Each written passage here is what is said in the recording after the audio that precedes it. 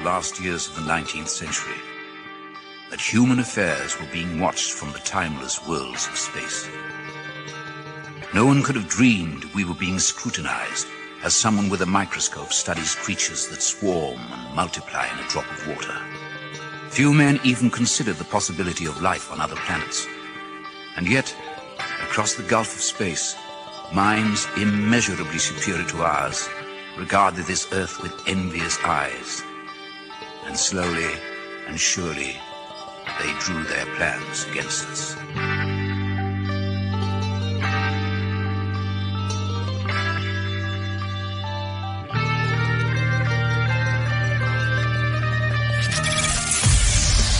Broadcasting live from a tiny studio somewhere in North America. This is Dark Matters Radio Live. And now I give you your host, the silverback of ufology. Here's Don Ecker.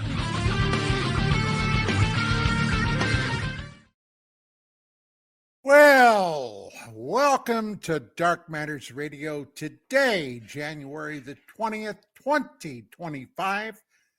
Which incidentally happens to be Inauguration Day for our brand new 47th President, Donald J. Trump. Now, before we really get into tonight's show, I got to tell you, every week when I do this show, I love hearing Richard Burton narrate that War of the Worlds thing that he does at the beginning of this show. Last night, I watched one of my favorite World War II films, Where Eagles Dare, with Richard Burton, and of course, Clint Eastwood is in that too. Boy, I'll tell you, I'll never forget the first time I watched that. It was a thriller. If you've seen the movie, you know what I'm talking about. It's not only a spy thriller, but a World War II thing. They're on a secret mission into Austria. It's just a great movie. Well, it's been a couple of weeks since the show has been live. I'm sure the majority of everybody out there know that myself, my wife, Vicky, our two pups live in a fire zone here in the canyons of San Fernando Valley. Twice since we've lived here, in 2008 and then again in 2017, we were forced to evacuate out of here because of the wildfires. Now, thank God, we had only minimal damage, not to the house per se, but to stuff around the house. Now, 2 weeks ago, when this new series of fires began, we were in the midst of a tremendous windstorm. And that's the driving force behind these fires, the Santa Ana winds. And they were blowing in excess of 70, 80 miles an hour, perhaps gusts even a bit higher than that. The next morning, Vicky and I were outside, out back, and our neighbor son, a young man that lives across from us, was out riding his bike. He saw us in the backyard, and he said, "Hey, Don, Vicky, do you know you have a tree that blew down?" Huh? What? Because we hadn't gone out front. And we said, no. He said, "Oh, yeah, and it's blocking the road." So we hustled out front, and sure enough, we had one. Never heard it. Well, of course, the wind was so noisy. We never heard it, but this thing snapped off almost at the roots, pulled the roots right up out of the ground. And thank God I had a couple of neighbors that had chainsaws. They came over, helped cut it, get it all cut up. We got it out of there, and then I had to have it hauled out. But thank God at that point, that was the only damage we had. Now, currently, as of this afternoon, we are once again have been put on notice that more Santa Ana winds are on the way. Now, I'm looking outside, and currently it's very calm. The sun is out. It looks beautiful. It's rather cool for Southern California, but we're going to be once again on pins and needles until tomorrow. I will be talking a little more about circumstances here in California, but let's bring our guys on. Now, Mark Center is not going to be with us until perhaps the second hour. He's been involved in some political things in his area where he lives, out in Marietta, California. And this has been pre-planned. So he told me yesterday that he wouldn't be there until late, if at all. So I contacted Gerry Kissell, and Gerry told me, and boy, I'll tell you, I thought I was in a trick sack, that his internet, they were having some problems with their power, and his lights and internet went out. So I'm sitting here thinking, well, tonight's show, I don't have a guest per se on. Boy, oh boy, what am I going to do? So I called up my close friend and buddy, Chris DiPerno, host of iDetective, heard right here on KGRAdb. And Chris said, sure, Don. He said, I'll be happy to help you. Now, Chris, incidentally, is also the New York State Director for MUFON. Now, one of the things that we will be hitting tonight was this astounding NewsNation documentary that they ran on Saturday. So with that being said, Chris and Gerry, join the happy family. Gentlemen, welcome to the show. Hey, I started getting jealous that you have such a cool nickname of the Silverback of Ufology. And so I sent a message and asked Chanel to give me a new name. I'm waiting for it to pop. Oh, here it comes. The albino back of ufology? No, urology. Oh, urology. Okay. Well, that'll work. Sure. I'd be good. Chris, it's a pleasure to have you here, pal. Well, Don, it's always an honor to be on your show. Thank you for having me. Well, buddy, I'll tell you what. I called Chris very early this morning, early my time. I'm on the West Coast. Chris is on the East Coast. It was about 9:30 there, I guess, roughly when I called. Yep. So that would make it, what, 6:30 here. And Chris said, boy, you're up early. And I said, buddy, I'm up early every day, generally around 5:30 or so. I hate that. I'd love to stay in bed, but never works out that way. Well, it's a great day to be up early, a great day to be watching the television, a great day to be, thinking you're American again. It's just a great freaking day. Yeah.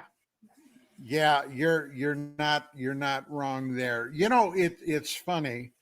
I got to tell you, I've been out of sorts and off edge for about 4 years now. 4 years. I was trying to figure out what was wrong with you.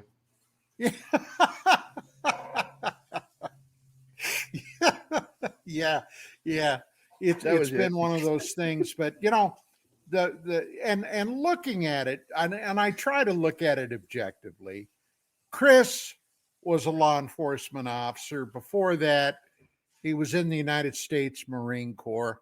I was a law enforcement officer. Before that, I was in the United States Army. We've both been in places on the pointy end of the spear. If you were ever in the military, you know what I'm talking about. And watching our southern border just thrown wide open, and tons of illicit, illegal drugs like fentanyl flooded into the country. Tens of thousands of Americans every year die from mostly fentanyl overdoses. And it was a deliberate thing. I got to tell you, I don't know about Chris. I can't speak for him. But as a former law enforcement officer and detective, I got to tell you, that made me nuts. And guys, what was your reaction? Gerry, you want to go first? Well, I mean, for this day, I woke up with I didn't care if I had internet today. I had my phone. So I was like, the first thing I'm doing is like, I'm watching for what's going to happen because I know big changes coming very quickly.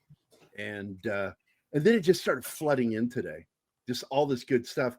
And even with the shit going on out there with you in California, I'm sitting there thinking something good will come from this for you guys out there. And I'm waiting to see what that's going to be because we need to shut down DEI. And if we have to separate from California and make you move to this side of the San Andreas Fault.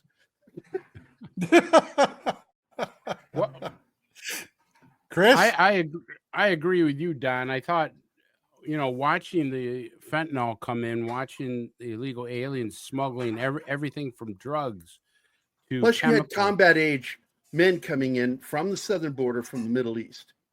Yeah. I mean, but it also was Chinese single-age men coming in.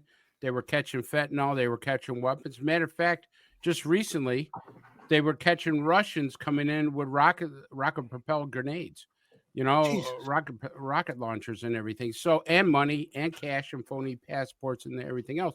So we know terrorists have come into there. As a law enforcement officer, I did like Don and everybody else. I did my stint in narcotics work, doing drug work with it was with a uniform group, and we took a lot of drugs. But the cartels were very, and they still are very bold, and they think they're empowered. And now when there's a new sheriff in town, we'll see how empowered they are because Donald Trump just announced that they're now a terrorist organization. Exactly. Which throws a whole new ball in the game now because he said Adams. He said he's sending troops to the border. To the border, absolutely. Yep. But you remember Sarah Adams? You and I interviewed her, Dawn. She's a CIA targeter that was involved with the shit that went on in Benghazi. Remember her, the blonde-haired girl? Right, sure. Yeah, that's Sarah Adams, good friend of mine. She was on Sean Ryan, and she was telling us, man, that porous border has all these military-age males, single males coming into this country. She says this country is in for something it's never had to experience before. Well, it's not only that. Not only that is that Sarah Adams is a friend of mine, and it wasn't that long Sarah ago. too. I did one of her presentations, and Sarah had explained that they weren't going to do anything until the Biden administration was done. Because why would you want to start something when you're so easily being able to move money, manpower, equipment over the border? There's no sense of giving them a reason to shut the border down. So as long as the border was porous, they could flood in. And they think there's somewhere around hardcore, as far as Hamas terrorists and other terrorists, there's at least probably anywhere from 1,500 terrorists. Now, these are just a certain faction of terrorists. This is not the Chinese males that we're talking about. These are not other groups. These are Hamas, Hezbollah trained. Now, you got to remember, these terrorists that they brought in, they've been training 8 hours a day, every day. We've seen video of their training camps. These guys are well-funded, well-trained. They go out on the range almost every day. They're very proficient with weapons. They know how to do tactics. They know how to do things. So these guys coming in here are going to use, strategy and tactics that we've never seen before. So, the American people have to say, okay, we're going to make this country better, but it's not going to be as easy as we think it's going to be. Yep. There's a fight. It's a fight. You're right. Well, I thought about this, and you guys that know me know how much of a history wonk I am. When I was in college, that was my major, okay? Back then, what I ultimately wanted to do was to become a history professor. And then life intruded. The military, and when I came back, getting a job and working and what have you. So I never did it, but that never stopped my love of history. And during the last 4 years, I searched, and hey, don't get me wrong. We've had in the past some real duds, okay, that were in the POTUS office, that were president of the United States. As a matter of fact, the only president of the U.S. that ever came from my state of Pennsylvania was James Buchanan, which I basically put a lot of blame on for the beginning of the American Civil War. This guy was useless. But I got to say, watching what the Biden administration did, it was as if they were intentionally trying to destroy the fabric of the United States of America. I believe they were. For example, what they did to the armed forces defies common sense, defies logic. Inserting DEI into the armed forces, forcing people to take classes, inserting CRT, critical race theory, into the armed forces. Look, I don't know about any of you out there in the audience that ever served in the armed forces, in the military, the Army, the Navy, the Marine Corps, the Air Force, the Coast Guard. But in my day, there was only one Keller, and that Keller was green, okay? Army green. And in Vietnam, okay, in the middle of a goddamn war, okay, it was Army green. You had, just by the circumstances we were in, you had to be able to depend on your buddy next to you and on the other side, just like they depended on you, because believe me, a Kalashnikov rifle on full automatic does not discriminate. And it didn't make a damn if you were Caucasian, African American, Latino. It didn't make a damn. Or Asian. You were an American serviceman. And hell, how many did the Biden administration toss out of the armed forces because they refused to take the COVID jab? They're all coming back. Well, most of them are. A lot of them, they were pissed and they don't want to go back because they were removed for refusing. But Biden saw what was happening, and so he invited him back. Yeah, well, the bottom line is Trump also promised them they will receive their back pay. Since they current rank and back pay. Yeah. That's the other way to get a money. soldier back is a lot of money. Oh yeah.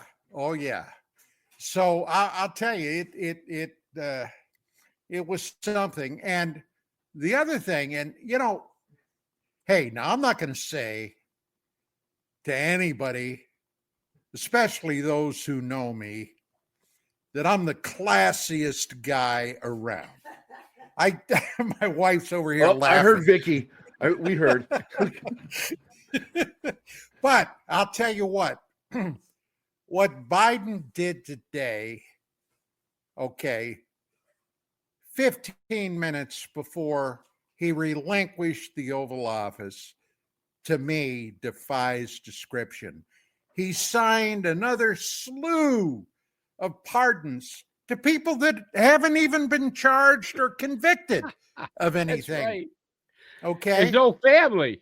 And he did it 15 minutes before he turned the reins over to Trump, and he did it behind Trump's back.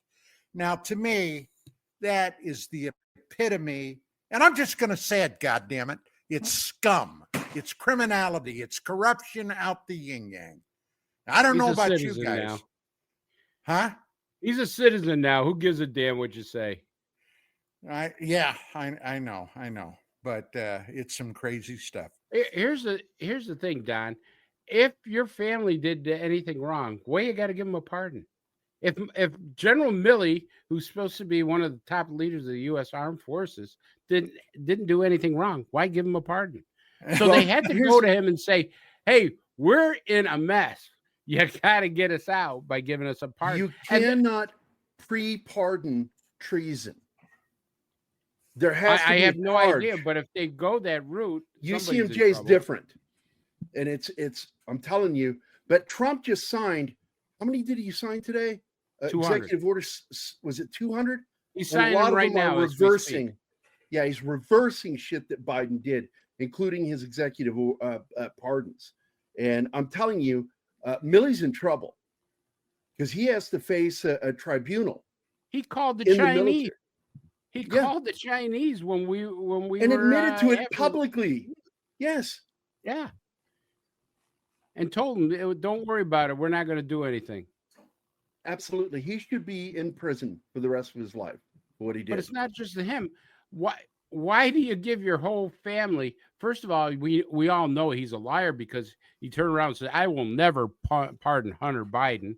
And then what's he do? Well, he pardons him. Well, he's a lying sack of shit. We know it. We have never investigated his entire family, his brother, his wife, anybody else connected to him. When there's been multiple people coming out and saying, "Hey, I've watched the Biden crime family do this. I watched them do that. Hell, there's books written on it." What about Liz Cheney last minute? Yeah, well, you pardoned her. Here's the thing on that. That may actually not be. I don't know. And I'm just speculating, but everybody's thinking that she might have destroyed some January 6th evidence to show things. Okay. So they did a federal crime, but if they charge Liz Cheney not in the federal courts but in a local court, because you could have dual arrests. You could have a charge in a local court, that a police officer would do, and you could charge federally. So let's say that she did something in a jurisdiction of a state or local court. Somebody can actually charge her in that case for that. I believe they can do that. It's very rare, but it has been done before. They've done it in Syracuse, charged the guy both locally and federally on one incident. That you have let's say a gun charge. You can charge him locally in the courts, and then you could take him federally. So it's not the show isn't over with, folks. Wait for the final act. Well, let's talk a little bit about LA. Okay, the last several weeks. Now, as I mentioned, Vicki and I, my wife and I, have twice been evacuated from here. And we've been suffering drought conditions for an inordinately long period of time. Okay. Honestly, I can't recall the last time we really had any rain. Now, that's one thing that our local fire department, we're very close. We actually are right across the road from our fire department. And they're very strict on brush clearance around here. And that's one thing that we've maintained, especially at our property, getting that dry, combustible brush cleared out as it grows up. Okay, usually in the spring it will rain, and then it's the ground is so parched, it sucks all that rain up, and the next thing you know, we've got all kinds of stuff growing for a short while anyway. When the rains stop, then sooner or later it turns brown, it dies. We got to get it out of there. Now, we're in the San Fernando Valley, and up here, a lot of hills, a lot of mountains around us, a lot of brush, a lot of wildlife. We've had everything here at my house, from coyotes to mountain lions. We've had bears flopping around. We've had, rattlesnakes. Oh my God. A few years ago, and I know I've talked about this before, one night, my little dog at the time, I had a little blonde Cocker Spaniel, Jade, and it was the night that one of the rovers was landing on Mars. And I had gone outside. It was a particularly hot night. I was out on the patio with Jade, and we were just stargazing. I was stargazing. I had my binoculars out, and it gets dark here. And let me tell you what, the sky can be spectacular. So we were out there about 45 minutes, and finally I got bored. And I said, come on, Jade, let's go inside. So I opened up the back door. We walked in. She charged at the front door. Now, how she sensed something, I guess it's a dog thing, because she charged over there. I was putting my stuff away, and suddenly, 3 times quicker, she came just barreling through the house, out the back door, ran around to the side of the house where our bedroom is. We have a sliding door. She ran in there, jumped up on the bed, and suddenly Vicky started yelling at me, come here, come here, come here. So I went back, and Jade was up on the bed holding her leg up like this. And I looked and I looked. I couldn't find anything.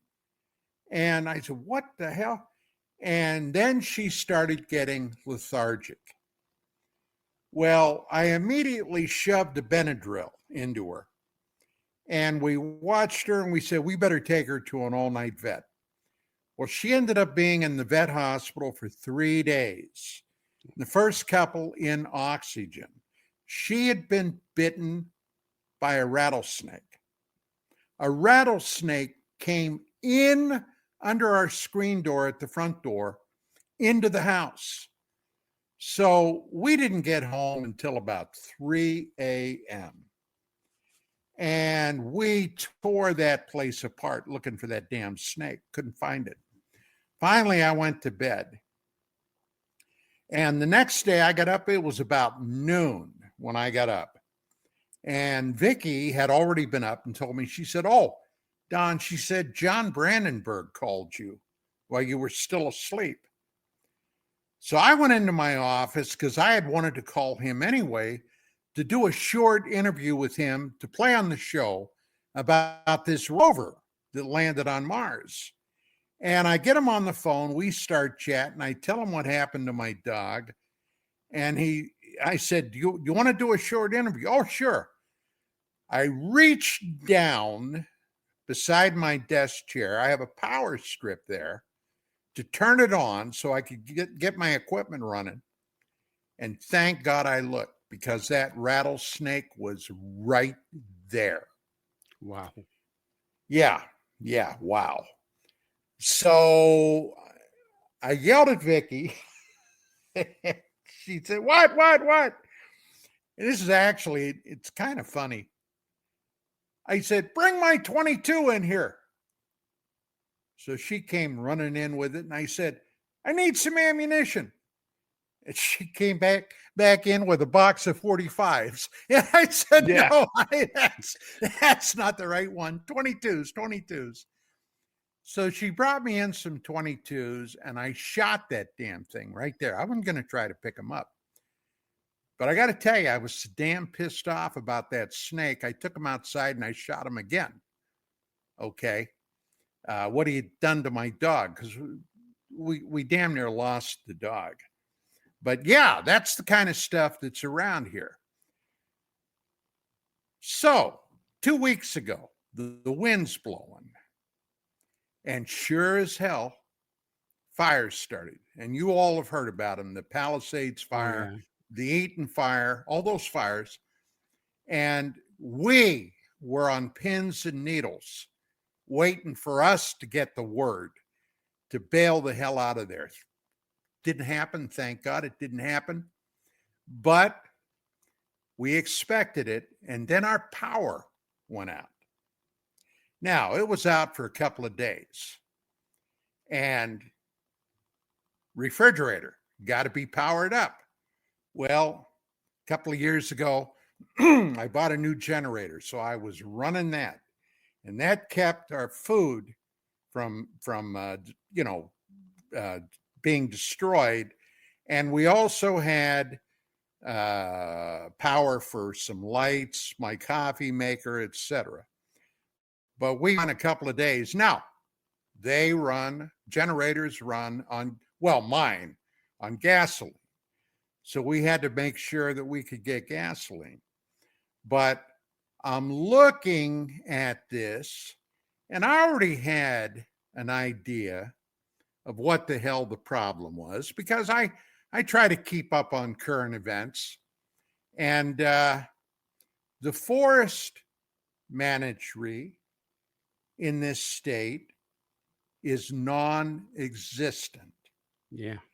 Our governor, Gavin Newsom, called new scum by a lot of people, especially since this happened, had been public about wanting the state of California to revert back to its natural state.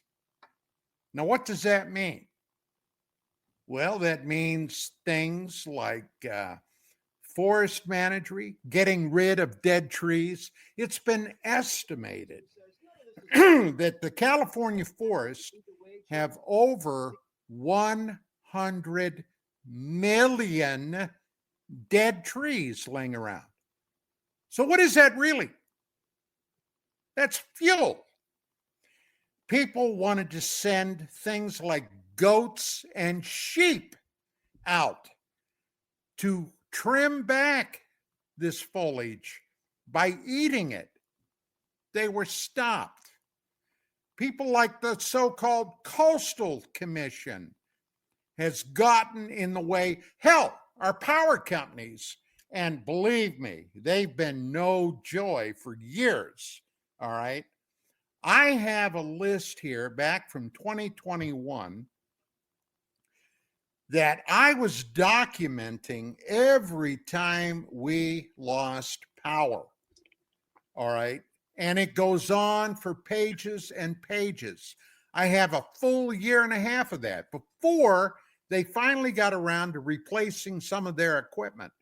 But the Coastal Commission stopped power companies from coming out, removing old wooden poles that have been there literally for decades and replacing them with steel poles because there were plants out there they claimed were endangered, and they were afraid of destroying these plants. Yeah, Now, but Don, wasn't it also the Delta smelt they claimed? yes, Smelt. yes. Yeah, they hear about an fish. animal that's actually not endangered, while animals that are in those forests dying from those fires they don't care about. Yeah, well, the bear, the deer, the coyote, Yeah, there are the no bunny bear in rabbits, the California. squirrels. The brown bear Huh? is gone. The brown bear is gone in California. It's on the flag. That's the only place you can find it is on the state seal because they killed them. Yeah, well, we still have black bears. We had a black bear several years ago down here wandering around. Okay, I got video of it. Oh, I know black he was bears looking are for there, garbage cans. The Him and state Boo-Boo, bear is gone, is what I'm saying. Yeah. Because of their Yeah. mishandling of it. But Well, you have. Go ahead, Don. I'm sorry. No, You have the millions guest of here. dollars worth of damage because they drained the reservoirs to help Billions. little fish. Billions. What? Right About before billions. fire season. Yeah. How stupid. I mean, that's just incompetence, stupidity. And Is it incompetence or was this What's that? deliberate? There are those that are saying this shit was deliberate. Yeah. From people Like like the George Hawaii Soros. thing. Yep. Yeah, like the Hawaii, okay, where land speculators wanted to come in and buy up that property that had been burned out. Chanel, run that picture of the fires first, please. Now, this was LA. Look at that. Okay. How would you like to be in the middle of that? All right. This actually isn't bad compared to some of the other ones. Now, we're going to do something else. Run the photograph of those 3 fire department bureaucrats. Okay. Now, ladies and gentlemen, these are 3 people that I place a tremendous amount of blame for the fires. On the left, we have Fire Chief Kristen Crowley. Okay. The second lady is Support Bureau Commander Jamie Brown. And then we have the creme de la creme. Okay. The Equity and Human Resource Bureau, Christine Larson. Now, number one, as a first responder, Chris, what is it inherent upon you to do as a first responder for your own safety and well-being? Well, as a former paramedic, I have an opinion on this too. Well, okay. I'll talk. I'll let Gerry talk about that part, but I'll tell you. Having worked with fire and rescue, go ahead. Yeah, but what I'm saying is, police officers, they run toward the gunfire. They go to where the danger is because that's their job. You got to be physically fit, right? Well, yeah, Yep. absolutely. I mean, we had to take a physical fitness test every year, and you had to pass it, or else you were put on probation. And so, that's the one thing. You have to be physically fit. You have to be of sound mind and character, knowing that you could be in danger someday, and you got to get over your fears and deal with that danger. Exactly. Now, is this what these people were concerned about? The mission. The one on the right is disgusting because she said some terrible things. Oh, let me put it into perspective of what she said. One of the primary jobs of fire rescue is rescue. And she made this video where she said that, you're worried that if we can pick up a man and carry him out of a fire or what have you. And our question is, what did he do to get himself there? Putting the blame on the victim because he's male. And she's somehow still that's going to be good. Employed. This moron pull their fucking money. No federal funds for California until freaking they idiot. pull it out. This freaking idiot still has a job. Okay, Now the first thing that came to my mind when I heard her say that, what if that man is elderly? What if he is disabled? Wheelchair. Yeah, What if the guy is in a wheelchair? She didn't care. She didn't give a shit. That's right. She said what she said and she meant it. So, okay. As Now a that- supervisor, Don, she should have been, the supervisor should have been, the chief should have went right to her and say, you're suspended for 2 weeks pending an investigation, administrative leave pending investigation. And those remarks will not, and should have put a memo out and say, these types of remarks are not what the California Fire Department is all about. And I'm telling you, she got a clap on the back for saying that. I guarantee you. Unbelievable, isn't it? So, okay, Chanel, thank you. You can remove that. So, Oh my God, we look terrible. Yeah, but Don, if I may, your governor just got caught in a big lie while these fires were going on, and leadership starts at the top. You know that, Gerry. You know that leadership has to be projected and shown from the top. And when your leaders are caught lying or caught doing stupid things like cutting the budget for fire protection and then saying, oh, geez, wow, too bad about this. But I'd like to play this one video I loaded, if it's okay with you, Don. Sure. All right, let me just get it here, because I think it's important that people actually see what we're talking about. But Gavin Newsom says, none of this is my fault. The real battle we need to wage here is against the people blaming me. We've got to deal with this misinformation. There were hurricane force winds of mis and disinformation, lies. People want to divide this country, and we're going to have to address that as well. And it breaks my heart as people are suffering and struggling that we're up against those hurricane forces as well. And that's just a point of personal privilege that I share that with you, because it infects real people that are out there, people I meet every single day, people the mayor's been meeting with, and they're having conversations that are not the typical conversations you'd have at this time. And you wonder where this stuff comes from. And it's very damaging as well. This is what Democrats do. They screw up and then call their critics liars. But this time, that's hard to do when your whole city is still on fire. Listen to this woman confront Governor Newsom. Governor, I live here, Governor. That was my daughter's school, Governor. Please tell me what you're going to do. I'm not going to hurt him, I promise. I'm literally talking to the president right now to specifically answer the question of what we can do for you and your daughter. Can I hear it? Can I hear your call? Because I don't believe it. I'm sorry. There's literally, I've tried 5 times. That's why I'm walking around to make the call. Why is the president not taking your call?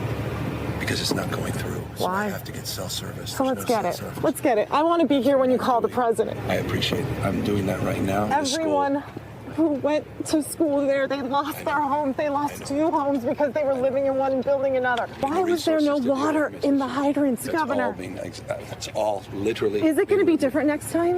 It has to be. Has to be. Of course. Did you hear at the beginning of that soundbite? He said, I'm literally talking to the president right now. He lied. He just told that woman. That woman is talking about that's her kid's school. They've lost everything at the school. The school is gone. And she is in distress. And what does he do? He lies to her. Just flat out lies. How many people has he lied to this week? He lies all the time. Yeah. That's our Shameful. illustrious governor. And by the way, Leadership has to I want to start throw from my the top. opinion here. Normally we say, oh, get that guy out. That's all we care about. Get him out. No, this guy and anybody he's hired to be in charge of this shit, they need to go to prison. Look, in California, it's not about competency here, okay? Competency has nothing to do with the goddamn situation. It's about DEI. It's about diversity, exclusivity, and all that other horse shit, okay? It's not about, does this person have the competency to fulfill the job and perform as expected? As the public expects. It doesn't matter if that person is white, black, brown. It doesn't matter, okay? Can they do the job? And, hey, obviously, the crew that's in there now, the mayor of L.A. made sure everybody knew she was lesbian. And before that, she was a communist. These 3 fire chiefs, all right, all on their bios proudly claim to be lesbian. Now, look, I don't give a shit what their sexual preference is. I do give a shit about whether they can do the job. And none of them did the job. We are now billions and billions into destruction, almost 30 that we know of dead. And are these people still working? And if so, why so? That's where I come down. Can I add one thing to that, Don? By all means. The biggest problem is going to be happening a couple months from now. And I'll tell you what it is. These insurance companies are looking for every which way not to pay out because they're estimating 250 billion to 300 billion.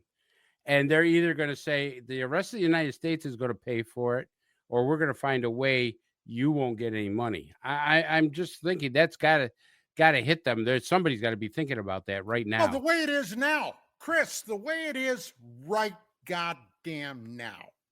All right. None of those people that have lost their homes, their businesses, and everything else could rebuild the way that California is structured on rules, regulations, and all that other crap. Don't forget the insurance that was canceled. All those people's insurance was canceled right before the fires. Yeah, that's something else. State Farm canceled a whole slew of policies. Did they know something? Did they have a remote viewer? Did they have a crystal ball? I'm telling you, it's not incompetence. This is planned. A lot of this shit was done, and they knew it was going to happen because we've known about the warning that there was going to be eventually a fire like this coming, and you need to be prepared in California. We had a warning 6 years ago about it. Here's the other thing. All across the Southland, there have been people that have been arrested for arson. There are sons of bitches, and a lot of them have ended up being, oh God, I'm shocked. Illegal aliens. They caught one guy going down the street with a freaking blowtorch. A blowtorch. You know what he said? Also that video of throwing fire things, gas. He had a blowtorch, what he told the cops, so he could light his joint. Okay? He wanted to go smoke a joint, and this was how he lit his joint. The other thing are looters. Okay? There have been these people that have already lost everything. They've had looters swarming into the area, rooting through the debris, stealing stuff. Okay? Now, it used to be back in the day, what would they do with looters, Chris? Back in the days? Yeah. They wouldn't be, in some places, they wouldn't be found again. That's Damn, right. where did that guy end up? That's right. They'd shoot him. Years ago, they had the fleeing felon law. Remember that? The fleeing felon law? If you committed a felony and you were running away, the police had the right to shoot you. Yep.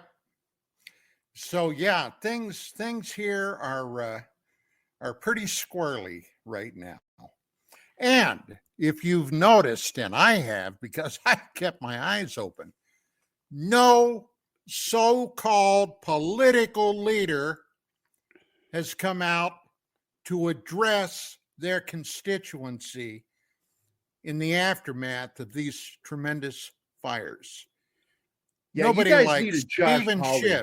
Schiff, or I'm sorry, Adam Schiff, Eric Swalwell, okay, and the crazy black lady, I can't think of her name, looks like 40 or 50 miles of bad road, okay. Well, I'm just telling you, Don, you need somebody like what we have here in Missouri, because I voted for him twice now, is Josh Hawley. And I know you've seen him on the news. That guy just doesn't, he's relentless with these leftists, just going at them. And you need somebody like that in California, but you don't. All the people there are figureheads, every single one of them. They don't actually do anything in California. They're all part of the machine. Yeah. What gets me is the mayor of LA decides to go to Africa for inauguration as her city's burning. I mean, right then and there, if you had leadership, the governor would have said, "Hey, listen, I'm not putting up with this stuff. You either get this straightened out, or I'm going to have you recalled, or I'm going to find a way." Nobody wants to get do you that out in of that California. job. Nobody does that. And I don't get it. Something else, and I know you're going to appreciate this, Don, is does anybody remember why Rome burned while Nero fiddled? You guys remember why? Does that not remind you of Newsom?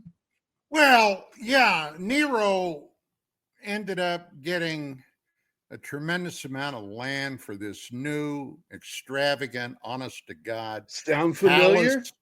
Oh, yeah. Oh, yeah. Yeah. Oh, yeah. He's the new That's Nero. prime land that was burned up. That's prime land. If somebody does develop it, they will make probably millions and millions of dollars from it. No, billions and billions. Yeah. Okay, I stand corrected. I'm just telling you, they've been losing so much money from companies leaving California that I believe this was an option on the table.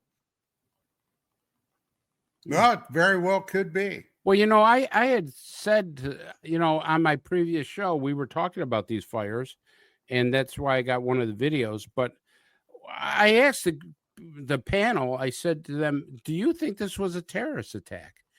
And everybody said no, it wasn't a terrorist attack. But yet, an inside job. What's that?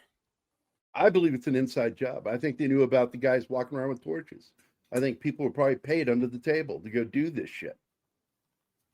Wouldn't that be I'm just considered a telling you, terrorist attack? I'm not a conspiracy. It's not a terror because these people were paid by the state government. I believe that I don't doubt the evil that these guys can pull. I'm telling you. There was a purpose in their attack, right? To destroy so Yeah. they can build. Destroy Right. so they can build. It's not there to terrorize, but the thing here is collateral damage is what they see that as. Seriously, this is what I think is going on out there because you cannot have this much incompetence. You can't. It's impossible to be that incompetent. So if it's not that incompetent, then there's a mission going on. That incompetence. You actually have a water mask. czar there, Don, and in the water czar, they drain the reservoir. They purposely drain the reservoir a year ago. Yeah. A year ago, and it was never refilled. That's right. Hell, all the rain that we got. Number one, it's illegal to collect rain here. Why? I don't know why, but it is. And where does all that runoff go? All that rain runoff back In into your the garden? ocean. Into the ocean. Okay. All right. And here you have fire hydrants with no water pressure. You've got empty reservoirs. Half the damn state is burning up. They're trying to get water for it. All right. The level of incompetency beggars description on a scale that it's almost funny.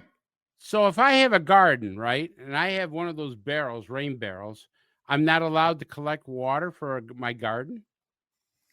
It's against the law.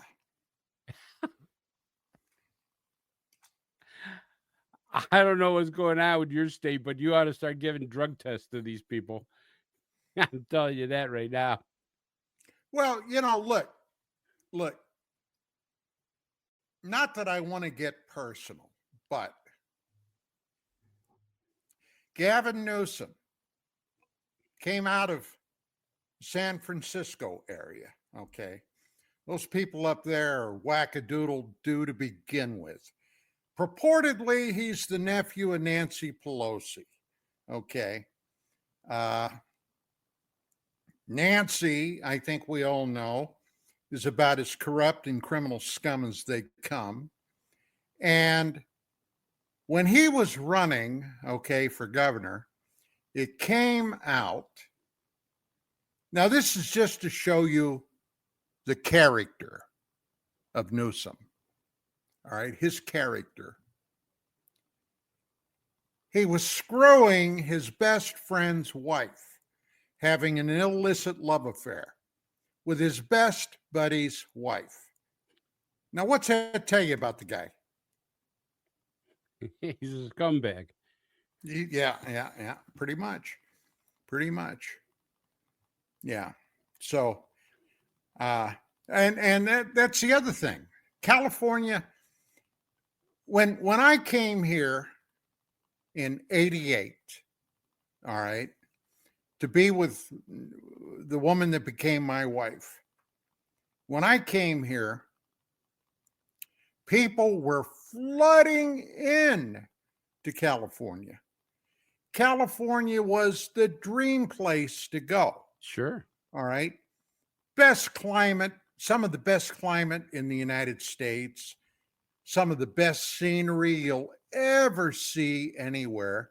Driving up the Pacific Coast Highway will take your breath away if you've never done it. It's the most serene, beautiful thing you've ever seen in your life. Hollywood, okay? The glamour of the movies and television and entertainment.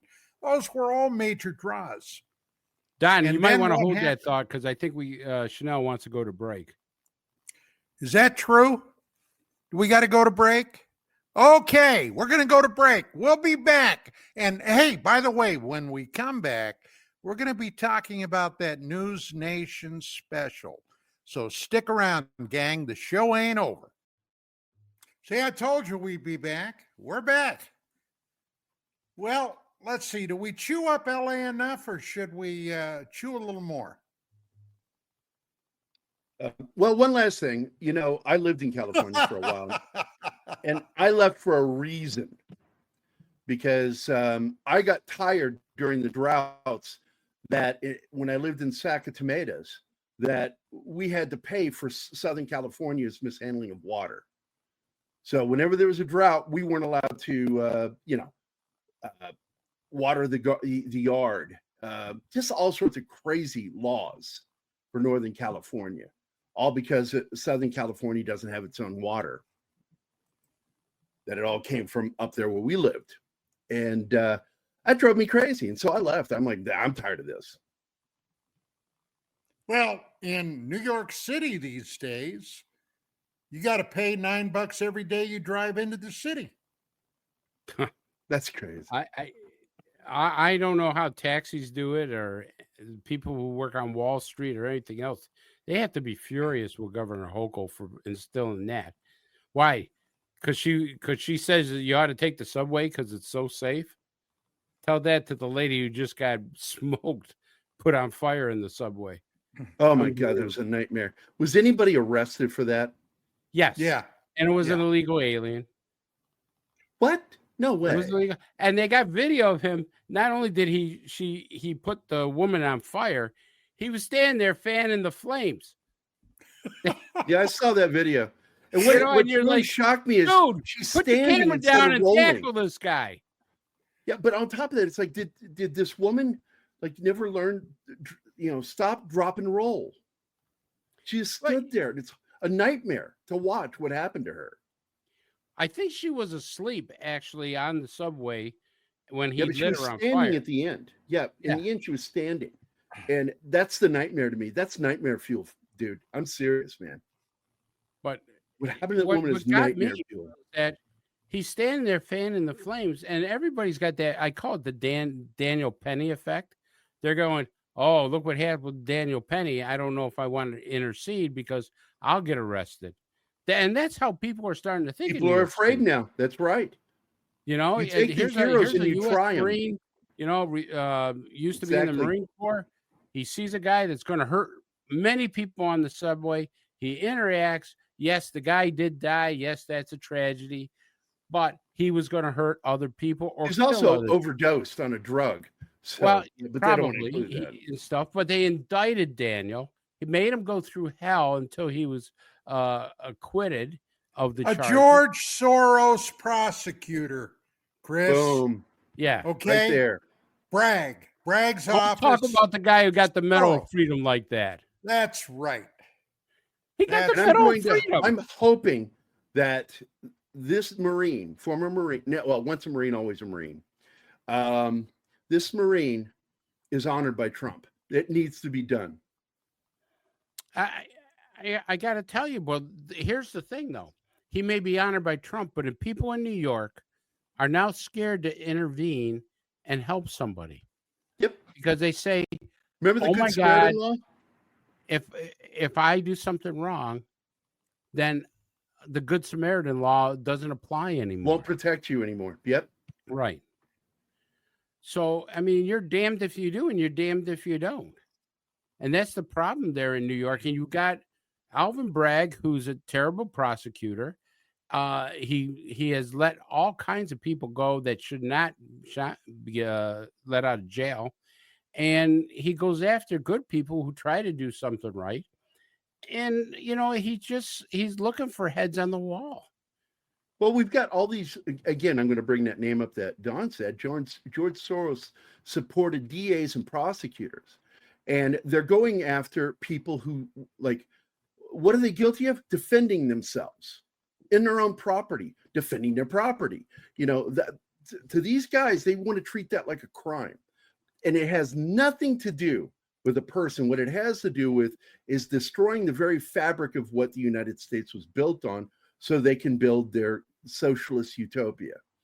But this is how bad, and Don, I think you'll agree with me, this is how bad the Biden administration is, that they would literally know how this guy is publicized day in and day out about trying to burn down the United States. There's no question. He said it. He wants to change the fabric of the United States. You know, and he's definitely a wanted criminal in some countries.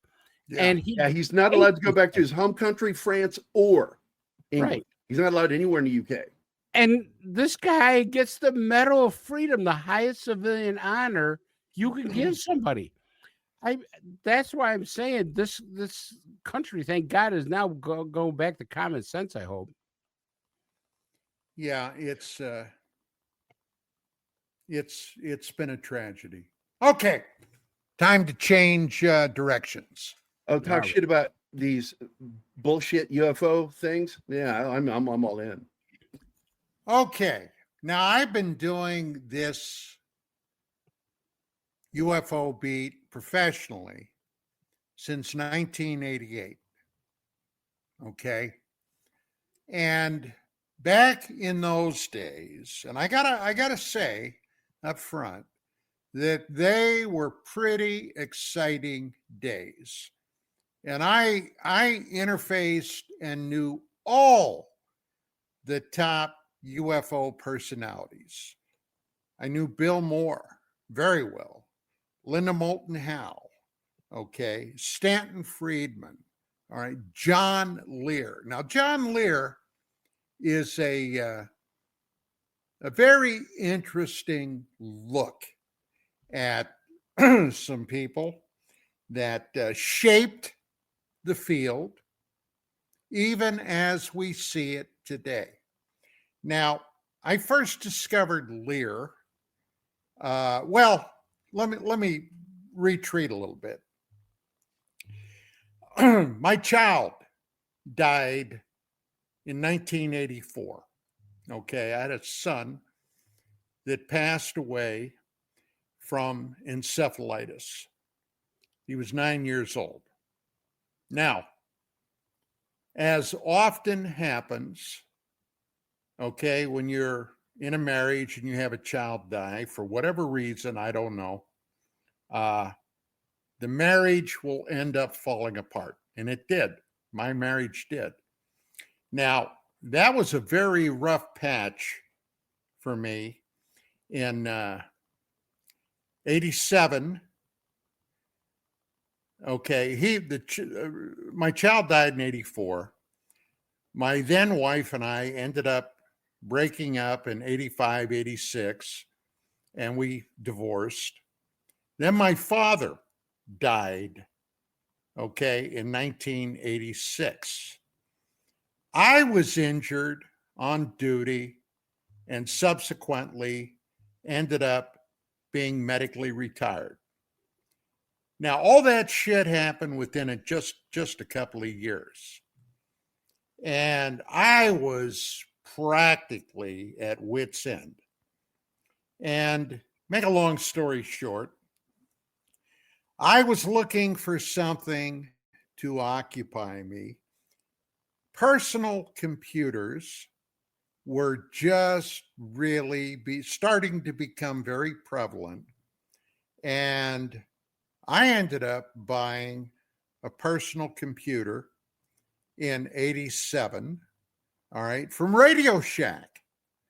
As a matter of fact, the computer system I bought was a Tandy 1000EX computer.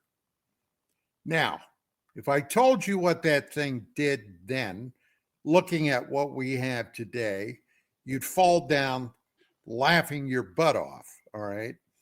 It was so anemic, but I grew to love that thing. And I tricked it out with all kinds of doodads, all right?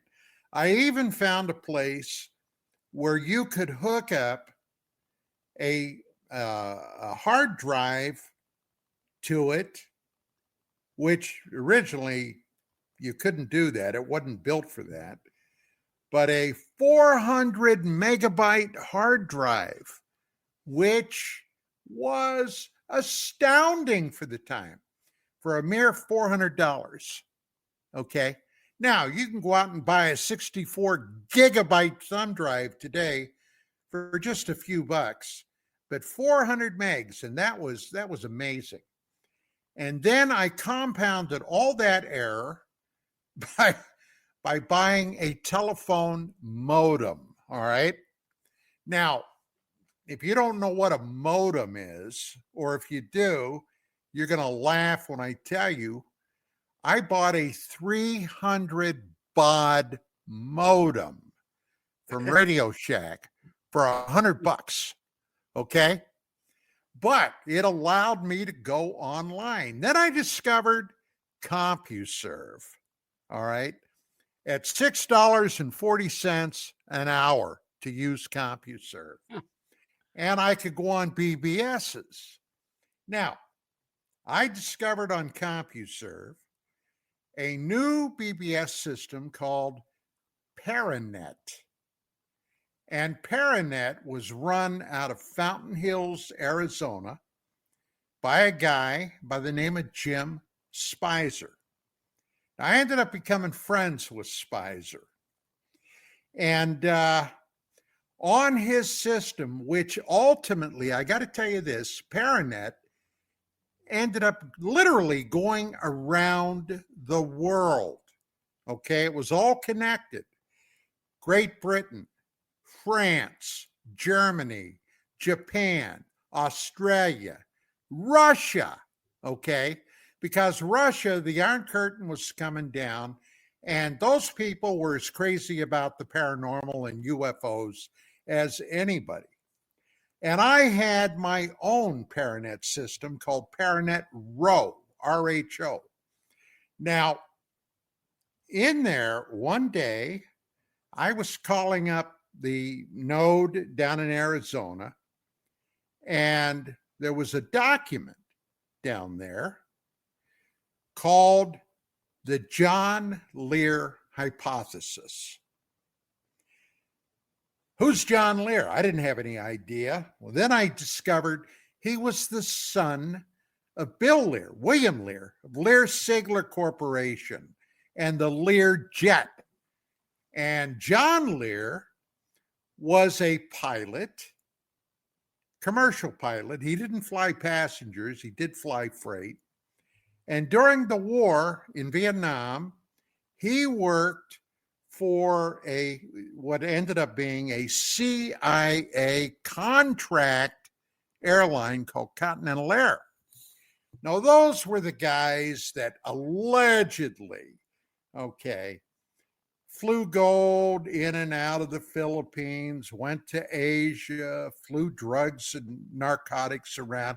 The CIA had a very lucrative opium and heroin operation going in those days. And anyway, Lear I read this document, and it was inflammatory, to say the least. Now, I'm just going to hit a few high points of what was in there. Lear claimed that he discovered, and how would he discover? Well, for one thing, Lear had every accolade you could get from the FAA. He was a highly skilled pilot, very well received. He knew people everywhere. He knew people from Asia. One of the guys that he knew, and this is what he later told me, was in England during the Rendlesham incident, Christmas 1980. Now, in this document, Lear claimed that the United States government signed a secret treaty with the alien presence that allowed aliens to abduct human beings for scientific experiments in an exchange for alien technology. That there were devices that allowed the operators and users to peer back through time. In other words, for example, if this is true, and I have no idea whether it is or not, let's say you wanted to research the Battle of Thermopylae between the Persians and the Spartans at the pass at Thermopylae. You could actually dial back to that time and observe it through these instruments. And one thing that Lear claimed was that they actually watched the crucifixion of Jesus Christ, okay? And a lot of other things. Well, when this hit, all right, and it hit through Paranet Alpha, which was Jim Spizer's node, it went from there out to CompuServe, where I originally first read it. And I got to tell you, I was electrified by it. And I called Spicer up and I said, "Do you know this guy?" Yeah, I know him. And he sent me this document, this John Lear document. And he said, "You can put it up if you dare, but if you put it up, I'll bet you dinner," and he named some very expensive restaurant, "that within a week or so, you'll be visited by the Air Force."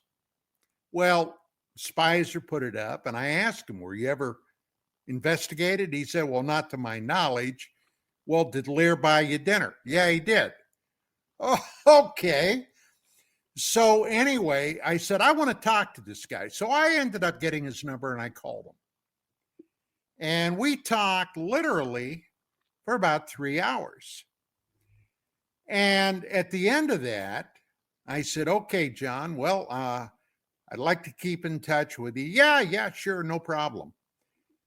And a week later, 1 week, a UPS driver pulled up in front of I was living in a townhouse then, came up to the door and had about a 10-pound package that he handed me. I go, "What the hell's this?" I took it in, opened it up, and it was all the research that Lear had conducted up to that point.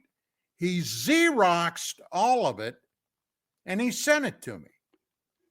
Well, I started going through that. And let me tell you what, there was some crazy stuff in there. And one of the things that was in there was a book called The Matrix. Now, I didn't know the provenance of this book until I started to go through it. I later discovered, and I did a lot of investigation on a lot of this shit, that it was written by two guys. One of them was John Lear, and this other guy who at the time was still an active duty NCO in the U.S. Air Force. Okay? Now, the book, The Matrix, was basically a paranoid, delusional fantasy. They took a lot of stuff and extrapolated on it and went some crazy directions. But there was other stuff in there that I later discovered came from a very familiar name, which put me on another path, but I'll tell you about that in a second. There was something in there, a document called the Excalibur document. And it was an Earth-penetrating missile, basically a bunker buster. But this allegedly was nuclear, a nuclear bunker buster. And when I read that, and I called Lear up and I asked him about it. He said, yeah. He said, well, the aliens have underground bases all over. And we expect that hostilities could break out at any time. And this Excalibur missile was to take out their underground facilities. And I said, who in the hell told you about that? Well, I can't say. Well, I later discovered who actually wrote the document. Okay, and this is before his name became worldwide known. Bob Lazar. Lear knew Bob Lazar before Lazar went public with George Knapp. Now, there's a whole series of shows right there. I'm not going to go into all of that. But this put me on the trail where I ended up ultimately, after Knapp did his two specials on, first it was Dennis in Electronic Blackout, which was Bob Lazar, and then Bob Lazar. Well, I went down to his house. Okay, I was down there 2 or 3 times and interviewed him. Now, one thing about Bob Lazar, all right, and a lot of people would get pissed at me about this because they were totally convinced the guy was full of shit, all right? But as Chris will tell you, after you've interviewed a few hundred or 1,000 people, you get a sense when you're talking to them. A lot of little things that most people wouldn't notice or wouldn't know what to look for. Facial tics, twists, the way somebody will look at you, the sound of their voice. You can pick up if you have enough practice, and I did, and I know Chris does, if they're trying to BS you. I don't know if Lazar really was out at Area 51. I think he was, okay? Not at 51 per se, but Site S4. His story in all of those years never changed that I detected one iota. Now, other people in the field, okay, that I have known, and believe me, I've known most of them, I could watch as they became consumed by what I called the UFO virus, okay, where somebody comes out with some astounding information and they're in the spotlight. They discover they love it. It feels good. Okay, they're being asked to come on radio shows and do public speeches, and they become a quote unquote UFO celebrity. And then after a little while, it begins to go away. Well, they want to get that back. So suddenly, many of their stories will begin to evolve, and more things come out. Like, for example, a guy I knew who's deceased now, Clifford Stone. Now, I knew Clifford Stone back in the 80s, all right, when he first came out. He was retired from the military, retired from the United States Army as an SFC, an E7, a sergeant first class. Why he never made master sergeant, I don't know, but he pissed off a lot of people in the Army because of his UFO interest. Maybe that was it. But Cliff was a stellar document finder. For example, one of the documents he discovered was called Project Moondust.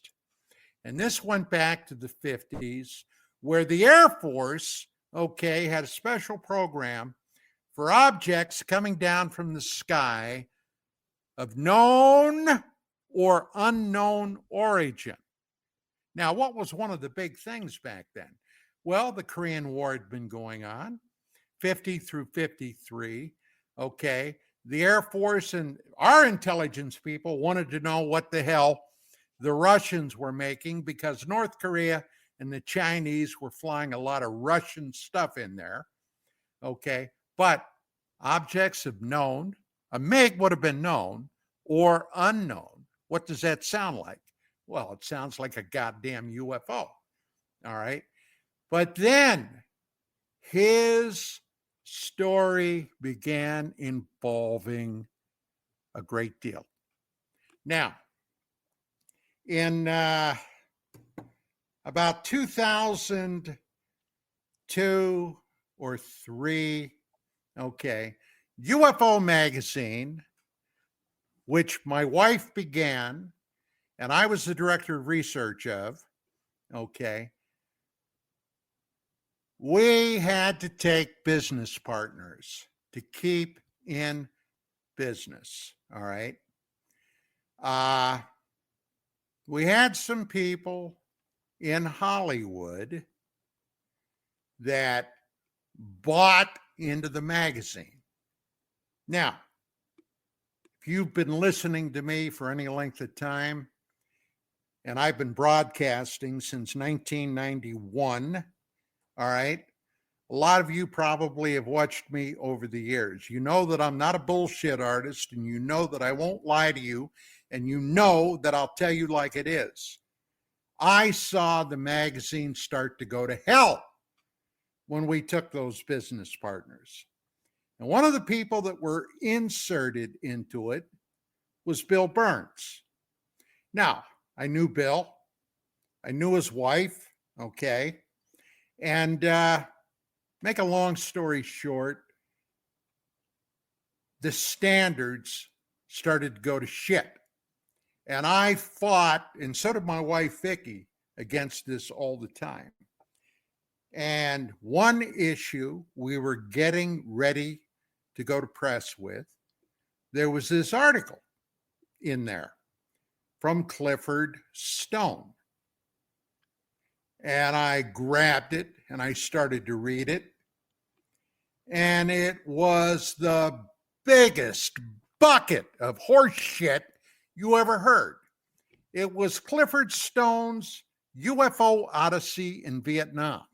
Now, I know something about Vietnam. I spent some goddamn time there. And in this, he was talking about his UFO contact that he called the Colonel. And supposedly, while Clifford was out at this fire base, he received, this is what was in the story, this notification that the Colonel wanted to talk to him. Now, at night, he claims to have snuck through the razor wire surrounding the camp, through a minefield, to go out and meet this guy. My point is his story started to change, He got the UFO virus. He now was the star in his own delusional fantasy. So when I got done reading this, and I threw it on Burns' desk. Now, Burns, by the way, was never in the military. Never. All right. He knew no more about the goddamn army than what he saw in the last John Wayne movie he might have watched. Right. And I said, "You're not seriously thinking about running this shit, are you?" "Well, yeah, because you see, Bill had the attitude that everybody can tell their story, okay? And hey, I wasn't there. How do I know it's not true?" And I said, "Vicki and I have been publishing this magazine for well over 10 years, Bill. And I'm telling you, this is the biggest load of crap I ever heard." I said, "I know effing Cliff Stone, okay? I've had a lot of talks with effing Cliff Stone. He never said any of this to me. Although I will tell you, before I finish this little anecdote, one day, back when Vicki and I were publishing the magazine itself, I got a phone call, and it turned out being Cliff Stone. And this would have been about 92 or 93. And this is before I observed Stone go off the cliff. And I said, "Yeah, Cliff, what's up?" He said, "Oh, Don, you're not going to believe what happened to me." And I said, "What happened to you?" He said, "I was here at my house." He lived in Roswell. He said, "And this car pulled up, and there were 3 guys in it. 3 guys, 3 magic guys." And I said, "Yeah." He said, "Well, this one guy walked up to me and he said, 'Hey, Clifford.'" I said, "Did you know this guy?" "No." "Okay." He said, "Hey, get your jacket. We want to take you somewhere and show you something." I remember the story. I remember this. I said, "Well, what'd you say? What'd you do?" "Well, I went and got my jacket, but I slipped my 357 in my pocket." "Oh, okay." So he goes out, this is what he's telling me. He goes out and gets in the car. Now, first off, ask yourself, if somebody drove up to your house, people you didn't know, walked up to you and addressed you by name and said, "Hey, get your jacket. We want to take you somewhere and show you something," what's your attitude going to be? Yeah, really. Well, bye. So he says he got in the car. They drove him out into the desert or someplace, and they stopped in the middle of nowhere. And the guy said to Cliff, he said, "Well, you can get out of the car now. Stretch your legs." And Cliff said, "I got out," and the guy walked around in front of me, and he said, "Cliff, I know you brought your gun. I want you to pull it out, and I want you to shoot me." Now, by this time, my head is exploding, okay? And, and I said, "He told you to shoot him." "Yeah." "Well, what'd you do?" "Well, I pulled it out and I fired." I said, "You what?" "Yeah." But he said the bullet didn't have any impact on him. And this was when I knew that he was out of his mother effing mind.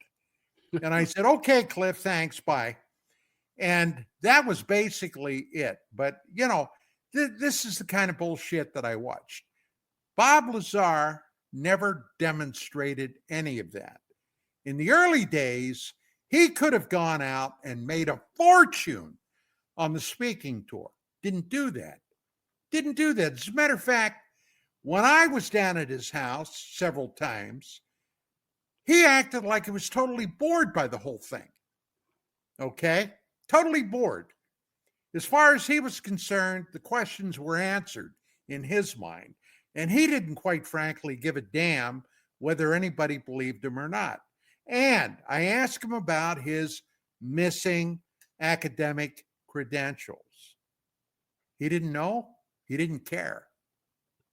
He said, "Look, I know what I did, and people can accept it or not."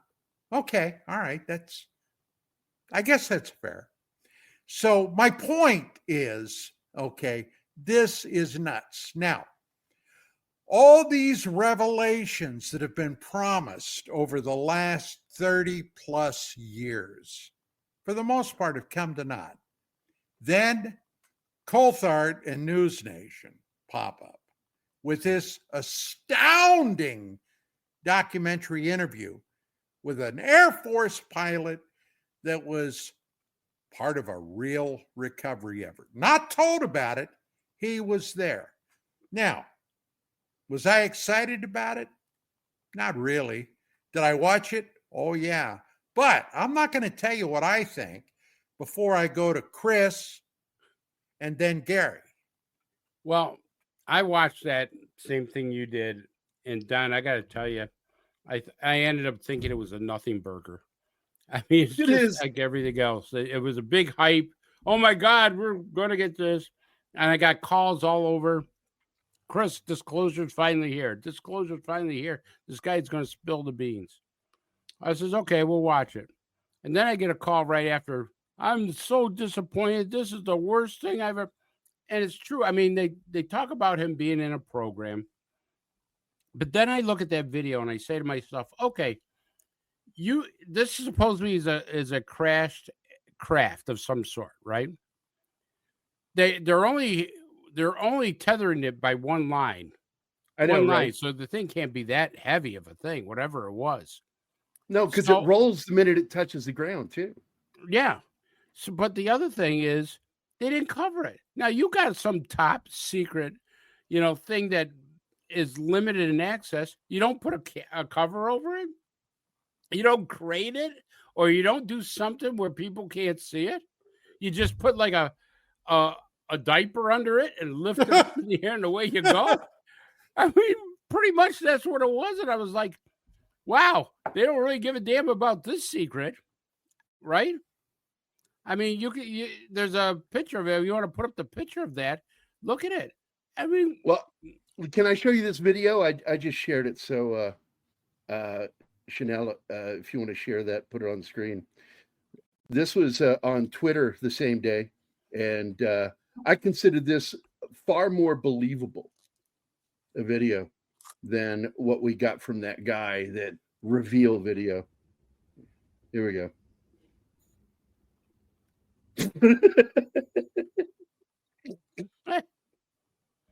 A tape measure and an actual egg on a carpet. Stag carpet, by the way.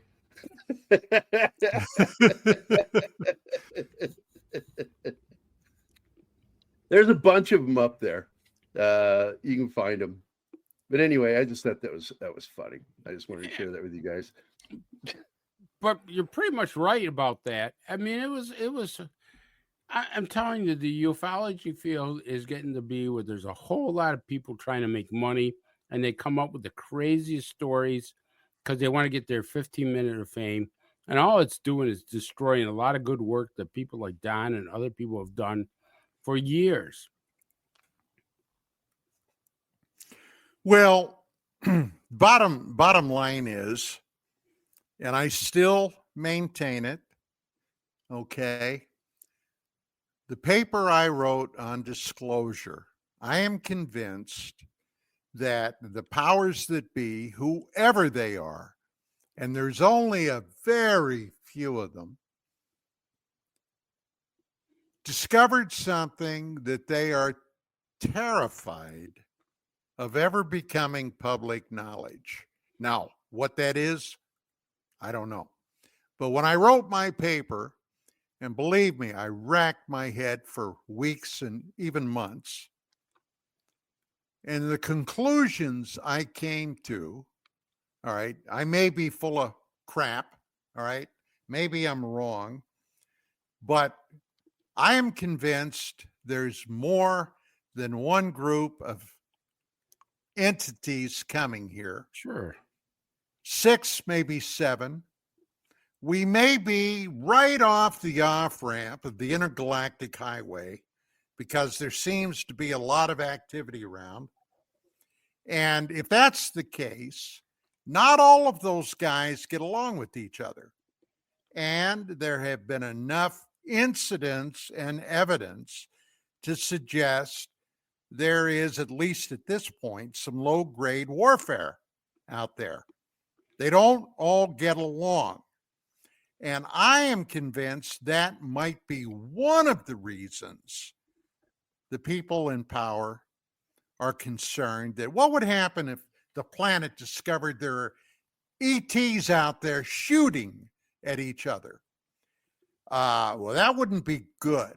And there is an SAP, a SAP, that surrounds this core secret, which means if you don't have a need to know, you ain't never going to find out what it is.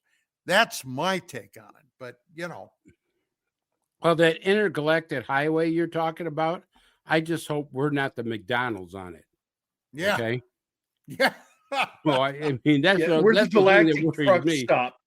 Yeah, let's stop at Earth and get a snack. We'll get a Big Mac. Get a Big Christopher. How's that?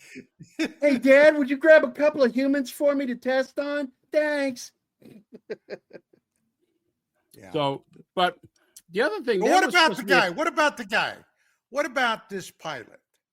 Well, if it was a now crash, Gary Nolan. Okay, we all know who that is. Scientist, researcher, has been very public about discovering that individuals who had, there's Mark. Mark, welcome back, buddy. Did you get all your work done? Yes, I'm sorry. It's just I couldn't get out of it, but thanks. Thank you. So anyway, Nolan has been very public in acknowledging that a number of people that he's worked with, examined, what have you, that had close contact with UFO UAPs have taken physical damage. Now, I got to believe the guy is onto something with that. What do you guys think? Chris? Well, I can tell you that when Gary Nolan was talking about that, I gave a lecture on abduction people and the Havana syndrome and the correlation to it. And when I did it down near New York City. I gave it to a presentation to a bunch of people. About a week later, I get a call from Homeland Security and a special agent from Homeland Security. I'd really like to talk to you about your presentation. I go, what are you talking about? Well, your Havana syndrome, comparing it to abductees, the injuries. I go, sure. I'm thinking that this is garbage. He drove from New York City up to Buffalo in the snow, and he interviewed me for 5 hours. So I was kind of wow. And I tried to get you. I think I tried to get you connected with him, didn't I, Don? Yeah. Right. He never contacted me. Yeah, that was kind of strange. But anyways, nobody likes me. Lou Elizondo doesn't like me. Travis Taylor doesn't like me. I don't know what the hell. Martin Willis doesn't like you. I love you, Don. I love you deeply. I'm not gay, but I do. But the bottom line is, we know the government is looking at the injury. I, on the other hand, love you in a very gay way. I won't touch that one. Okay. But I will tell you that that's what she keeps saying. Are we changing the topic or what? No, please, no. No. Don't let me derail you. But I'm just saying that I think that the government is looking at people, because what I was told is they're very seriously looking at the fighter pilots that have been injured by this and other government people who have been injured by this. So they know that Gary Nolan has come out and said that whatever their frequency or however they communicate or however they do it, they leave white spots on the brain. And that is very similar to Havana syndrome. That can do that. That's very interesting, Don. I missed the whole show, but if they leave white spots on the brain, then one would want to bring this new whistleblower in for some testing to see what he has, right? Right. Yeah.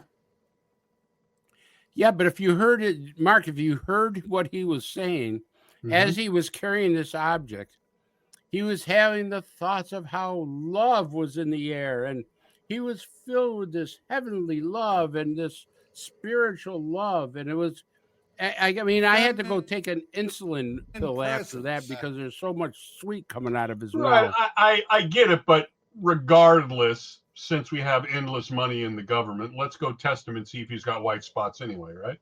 Yeah, that's a good idea. Yeah.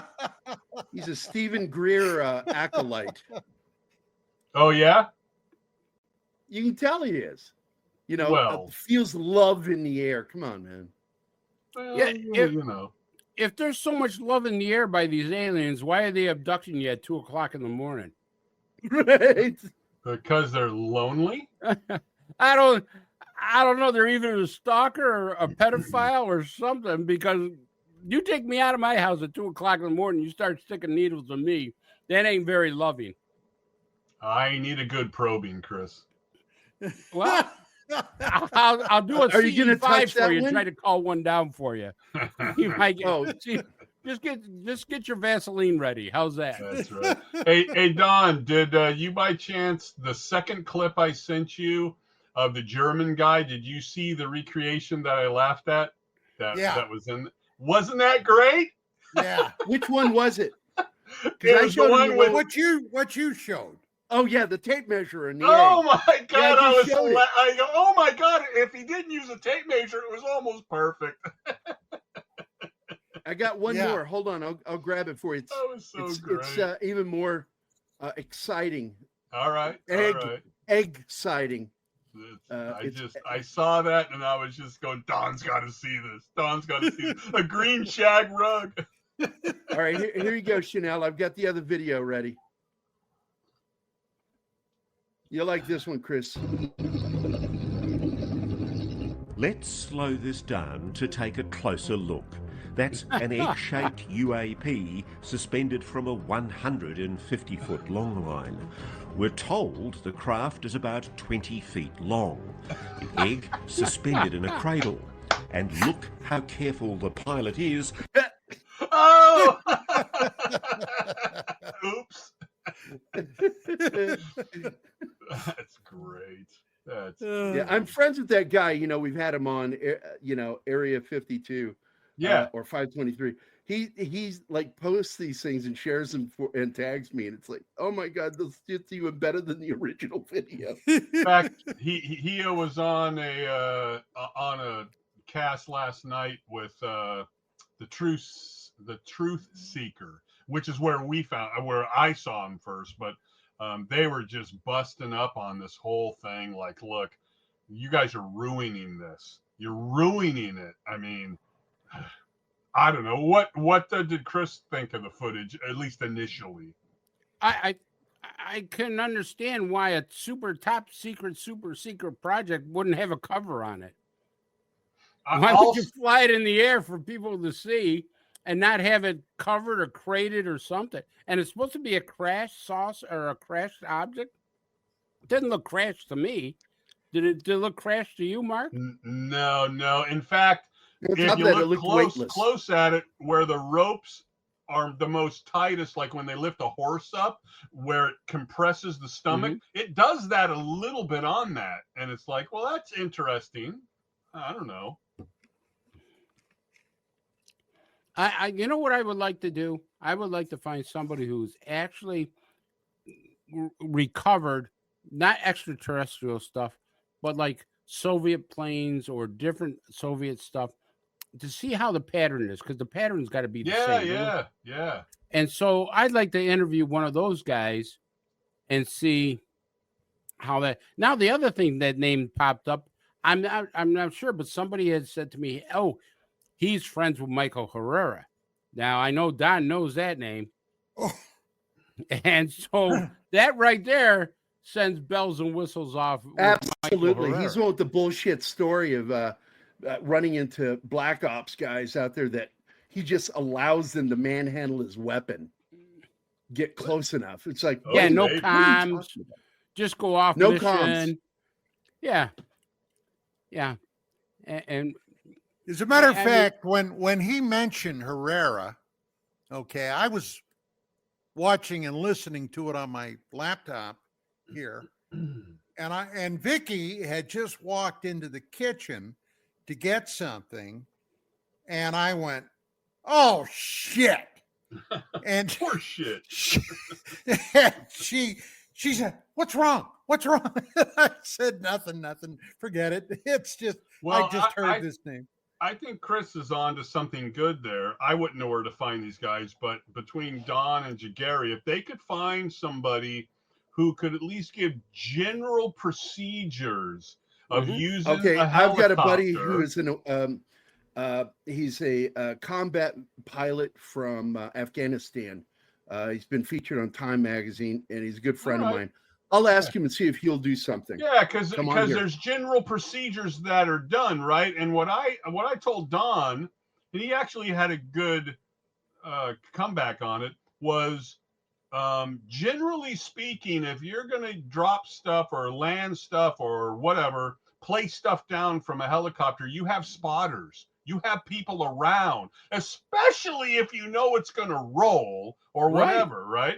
But Don did say, well, look, if you take for granted that what he's saying about the love and joy that he was feeling, well, they wouldn't want people close to it. Now, okay, if you assume that he's telling the truth, I get that as well. It just seemed a little odd to me that it's just seemingly in the middle of nowhere with nobody else around. Yeah, but Mark, if you were transporting it, why would you drop it in a field? I said, that's kind of weird that he dropped it and there's nothing around it.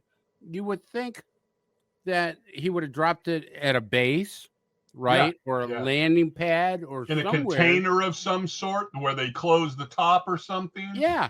Yeah. I mean, he just dumps it in a field and say, okay, and there's no tarp on top of it too, which is weird. There's no tarp. And I don't know I don't know if that's grass from a golf course or a shag rug or whatever, but it doesn't move. You look at it closely, nothing moves. Yeah, that helicopter's got rotors pushing air down there, and there's no movement below. Right. And the netting and stuff, when it goes slack, doesn't move. And it's like, there's so much wrong with this, right? That I would like to know the procedure of your buddy, if he could come on and say, well, here's how we would deal with this as a non-top secret. And what I can tell you, if it was an issue with the secrecy, we would generally do this. That would be very helpful to know.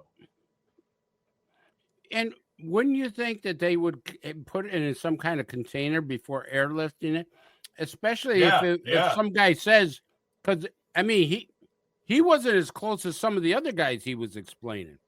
Right. Now, with Ketchberg, and Don knows this well, when that acorn came down, and this was in the 60s, I guess, whatever that thing was, they put on a flatbed and they covered it and they cleared the area so people couldn't get close. Whatever that might have been, it could have been a satellite. Who knows? But I was living back home then, okay, in my hometown. And Kecksburg was only roughly an hour away. And I remember that in real time.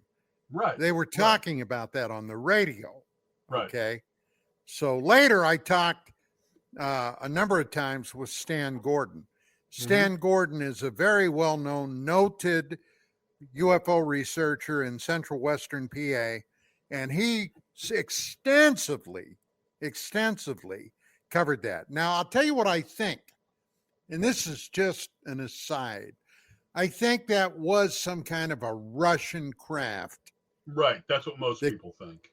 That came down, but because of treaties that we had signed with the Soviet Union, they got that out under cover of night, and they never let the Russians officially know they grabbed it. But it's funny that, granted, that's at night and all that, but they didn't lift it up and fly to an empty field somewhere, right? No. They lifted it up and they put it on a truck and they covered it up. And there's people who said they saw it drive away. Supposedly an Air Force team from the Pittsburgh area that came over there.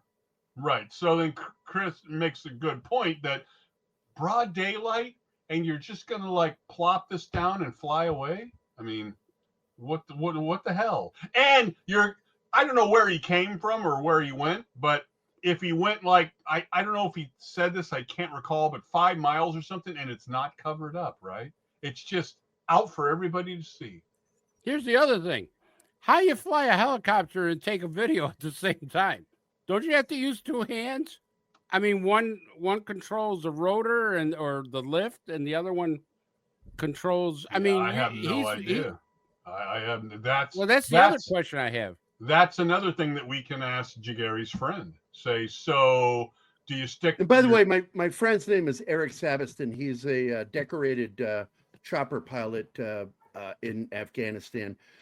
He's doing a lot of religious stuff lately, so that might be his one reservation because he doesn't want to conflict with what he's doing now. But I will ask him if you can ask him and just say, look, we're not asking for much here, just procedures. That's all. Well, I'm going to say a reaction on watch the video and tell us if this looks like a legitimate drop. Yeah, right. Does this look like something that you would do in this way? Yeah, I would ask Cobra if you could take a video. He's another great one to ask. Exactly. Cobra to see, hey, when you're flying a copter, can you take one hand off and look out the window or stick your head out? And generally choppers have a co-pilot, crew chief, so it could have been one of those That's guys. True, but that's funny you should say that because he never mentioned any of that. Doesn't mean he wasn't on there, but isn't that interesting that he never even really refers to anybody else who's happy and joy with him, right? Yeah, wouldn't you think it's co-pilot and say, hey, what the hell are you doing? You're not supposed to be, you're going to get us killed. You're not supposed to be taking pictures. Hey, I mean, dude, there's so many holes. I know, it's like, thing. dude, did you take some of the ecstasy? You seem a little odd here. Like you're in love with this thing. Yeah. Well, guys, we are down to a little less than a minute before the end of the show. Let me do my thank yous all around. Chris, I really appreciate you, buddy. No problem. Anytime for you. You're a buddy, and Gerry, I'm so glad you got your internet back. Because I figured I was going to be slinging a load by myself tonight. Woo! But it's my favorite time of the week is to hang out with Mark and you, and then get Chris on top of that because I love Chris, but not in a gay way. And Mark, boy, I'll tell you, yesterday when you told me you were going to be tied up at first, my heart sank. Yeah, what did I say? What did I say? Shit. Yeah. Okay. Which he said the same thing to me when I told him we lost the internet last night. He's like, shit, fuck. Well, that's not what he said to me. He told me he said shit when he heard that Gerry was going to be on. Whoa. Oh. Well, guys, thank you so much for having me on. I appreciate it. We got to log off. I just looked at the clock. Hey, you all have a great week. Thursday night, UAP Crossfire, KGRAdb, 5 p.m. Pacific, 8 Eastern. We'll see you next time, God gang. bless Sam and Dean. Be seeing you.